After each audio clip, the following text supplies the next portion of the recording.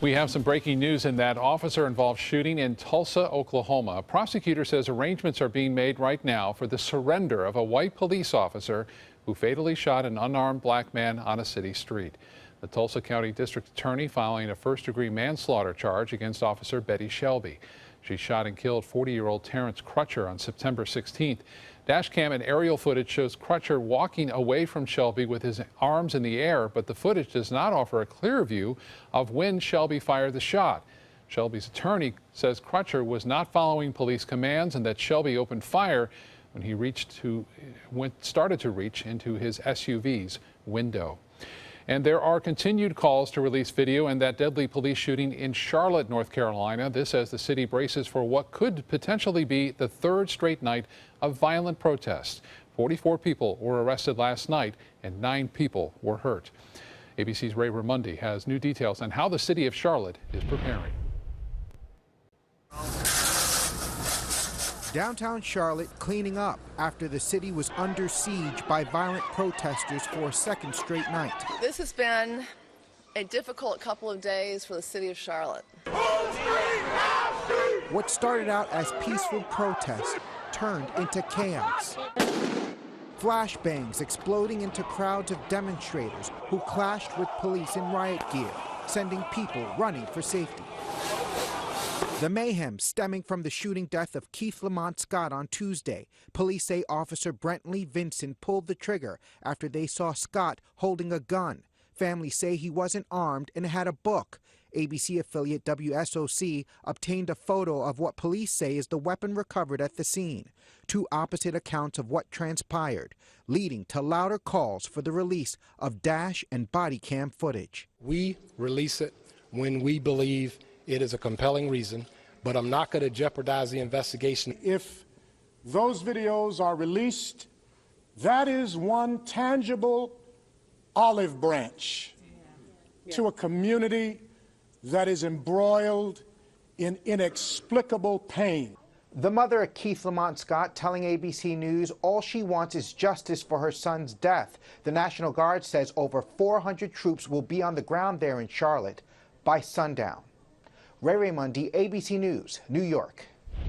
Ray, thank you. An update now on the Atlanta toddler hot car death case. The final jury pool of 45 people has now been filled out. Ross Harris is charged with murder in the death of his 22-month-old son.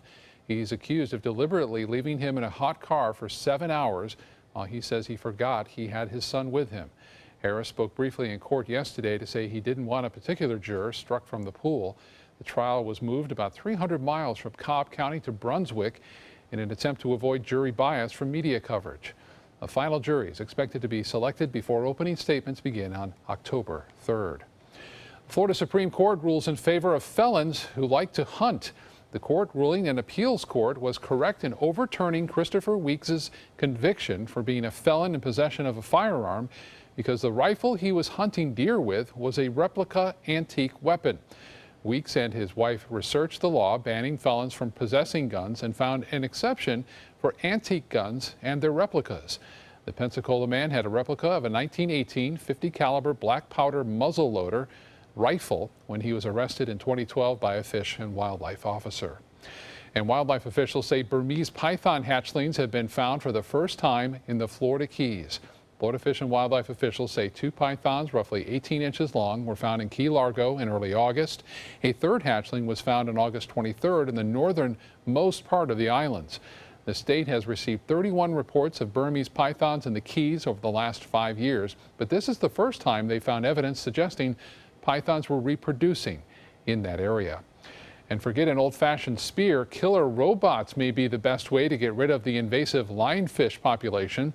Since lionfish first arrived in U.S. waters in the 1980s, the predators have left a trail of destruction along the Atlantic coast. But the population may soon be controlled with a new electrifying robot. The CEO of the company iRobot designed it. The small vehicle has twin electrodes and is connected to a remote.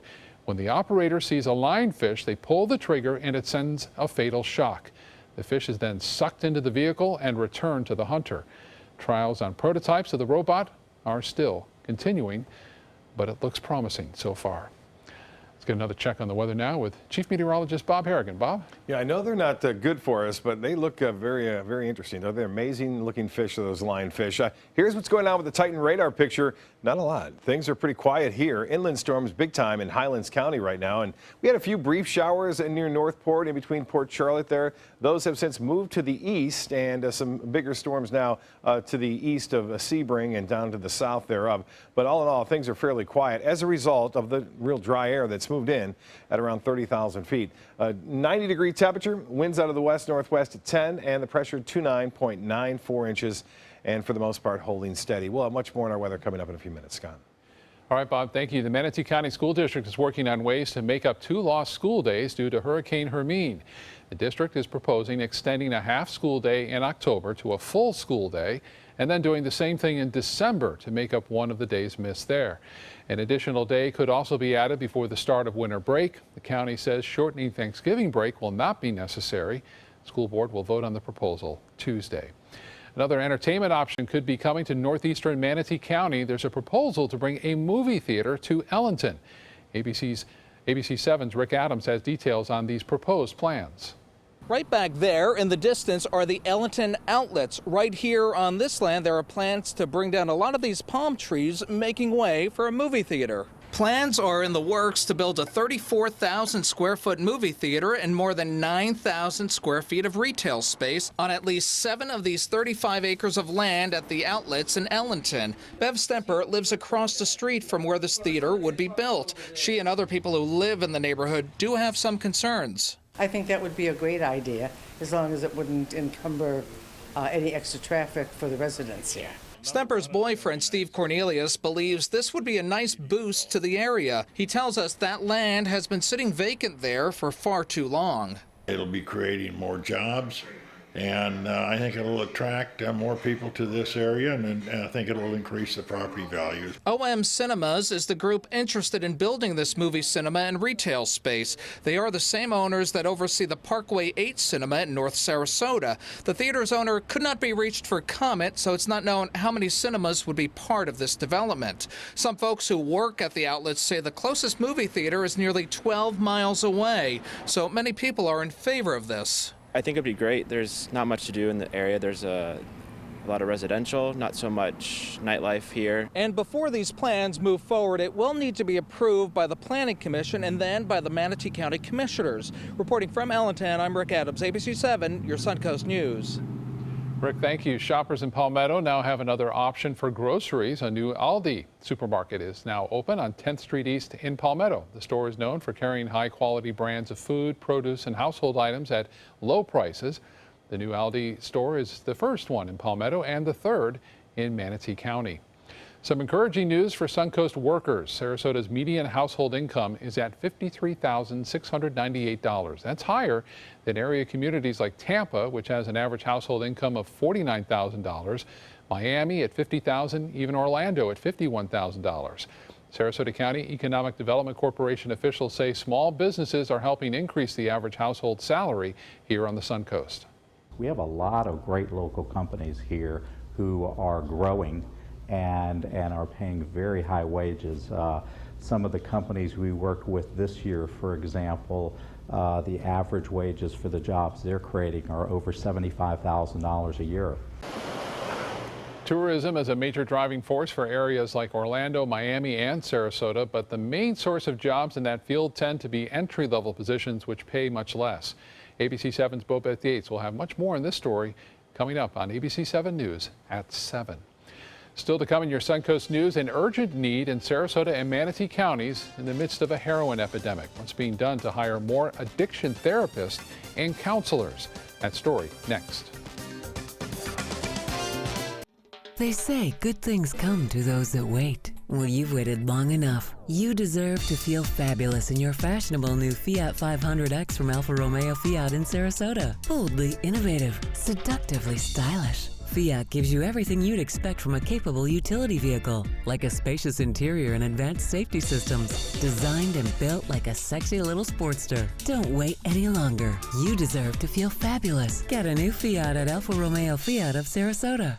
This is important news for women diagnosed with ovarian cancer. Talcum powder may have caused your ovarian cancer. According to many studies, long-term use of talcum powder in products such as baby powder or shower-to-shower for feminine hygiene is linked directly to ovarian cancer. If you are an ovarian cancer victim or if a loved one died from ovarian cancer after using talcum powder, call the law offices of Davis & Crump at the number below right now to find out if you are eligible for a cash award and medical expenses. Call now. Whether you're a homeowner looking for a professional installation or a contractor looking for top quality products, Sarasota Glass and Mirror can meet your every need. For 42 years, Sarasota Glass and Mirror has been the area's premier supplier and installer of quality glass products for your home or business. As an authorized PGT WinGuard dealer, we know how to protect your home with everything from the PGT WinGuard impact-resistant windows and doors to shower enclosures and decorative mirrors. The Sarasota Glass and Mirror team has the knowledge to tackle any project. It's Lincoln's summer sales event here at Alex Karras Lincoln.